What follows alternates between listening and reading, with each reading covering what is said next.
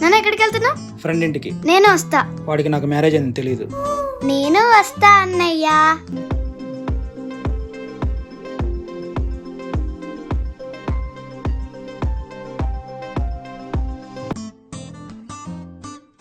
రే నువ్వేంట్రా ఇక్కడ? నేనే నీ దగ్గరికి వస్తున్నా.